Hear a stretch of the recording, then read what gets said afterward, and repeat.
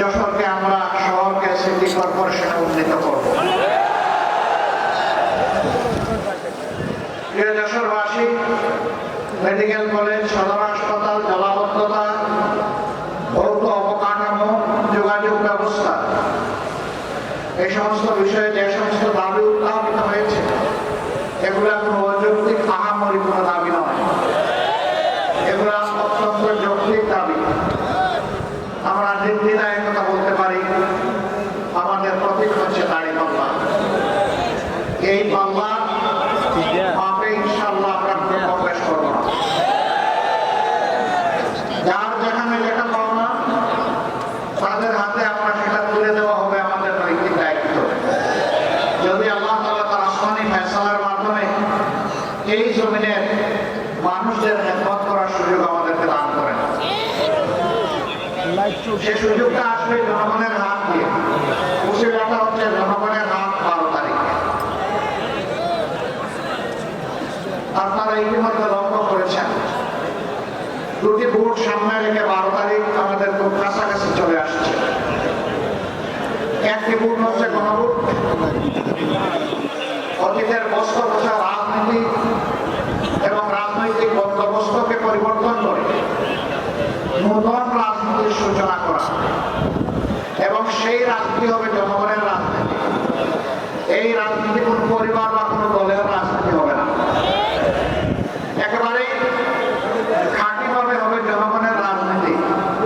এই জন্য আমরা যেখানেই গিয়েছি স্পষ্ট করে বলেছি, আমরা আমাদের দলের বিজয় চাই না, আমরা চাই 18 কোটি মানুষের বিজয়। যেদিন সমাজে ন্যায় এবং ইনসাফ কায়েম হবে সত্যিকার অর্থে সেদিনই 18 কোটি মানুষের বিজয় হবে, এর আগে হবে না।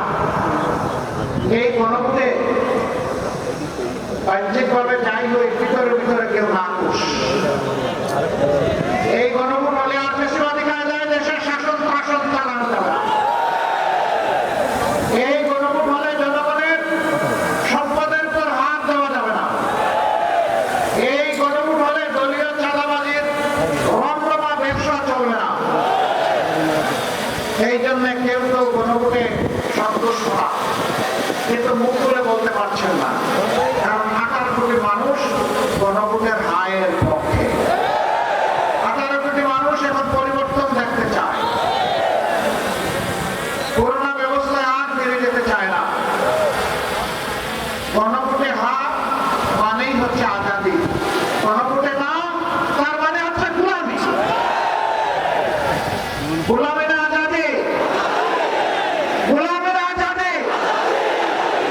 ইনশাআল্লাহ 12 তারিখ প্রথম ভোটটা পড়বে হা চিহ্নে ইনশাআল্লাহ। হা ভোট যদি বিজয়ী হয় বাংলাদেশ জিতে যাবে, হা ভোট যদি পরাজিত হয় বাংলাদেশ হেরে যাবে। আমরা বাংলাদেশকে ইনশাআল্লাহ হারতে দিব না। জনগণের ভালোবাসা সমর্থন নিয়ে হা ভোট বিজয়ী হবে, বাংলাদেশ বিজয়ী হবে ইনশাআল্লাহ। দ্বিতীয় ভোটটি হচ্ছে সরকার গঠনের জন্য সমর্থন জানানো। হা ভোট বিজয়ী যদি না হয় কোন সরকার গঠন করে কোনো লাভ হবে না জনগণের। আগে ভিত্তি হচ্ছে হা ভোট, এরপরে কাকে দেব পরিষ্কার। আমাদের মধ্যে অবশ্যই নিজেদের কর্মের কর্মসূচির প্রতিযোগিতা হবে, এটাই তো স্বাভাবিক। নিজেদের যুক্তি আদর্শ নিয়ে জনগণের কাছে যাব, এটাই স্বাভাবিক। কিন্তু আমরা মাঝে মাঝে একেবারে পরস্পর বিরোধী কিছু জিনিস দেখি। একদিকে আমাদের একটি বন্ধু সংগঠন, তারা বলছেন জনগণকে ফ্যামিলি কার্ড দিবেন এবং সেইটা দিবেন মহিলাদের হাতে।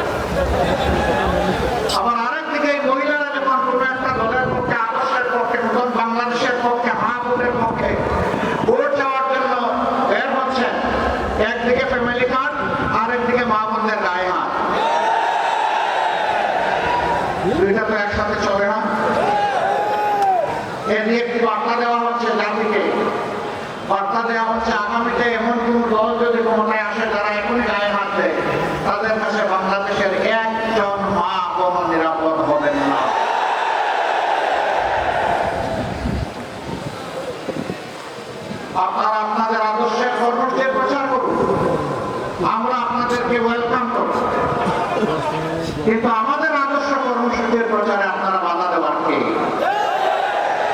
আপনি বাধা দিতে পারেন না। আমাদের কোনো মা বোন, আমার কোনো সহকর্মী যদি নির্বাচনী কোনো আচরণবিধি ভঙ্গ করে, সেটা আপনি যথাযথ কর্তৃপক্ষকে বলুন।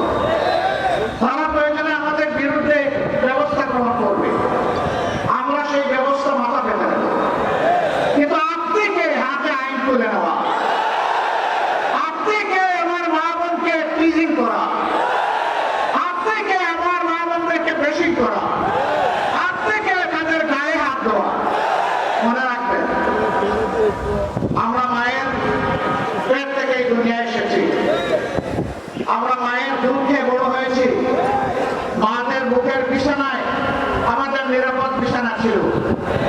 সেই মাদেরকে আমরা অপমান করতে দেব না। মায়ের জাতির অপমান বরদাস্ত করব না। আর যদি এই ধরনের কোন আচরণ করা হয়, আমি জাগ্রত পরিবর্তনকামী যুব সমাজ সহ সকলের প্রতি আহ্বান জানাবো, যেখানে ইচ্ছা করা হবে সেখানেই প্রতিরোধ করে দেবেন, ছাড় দেবেন না।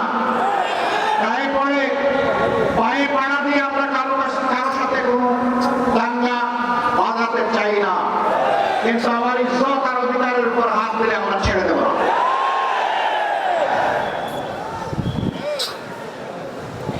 প্রিয় দেশবাসী, যশোরে ওই কাণ্ড ঘটেছে, আমি এসে শুনতে পেরেছি। আমি যশোর প্রশাসন এবং নির্বাচন কমিশনকে অনুরোধ করব, আপনাদের নৈতিক দায়িত্ব আপনারা পালন করুন। এরকম আচরণ আমরাও করলে আমাদের ব্যাপারে ব্যবস্থা গ্রহণ করুন। আমরা কারো কোনো আনুকূল্য চাই না, কিন্তু রাষ্ট্রের নিয়োজিত কর্মকর্তা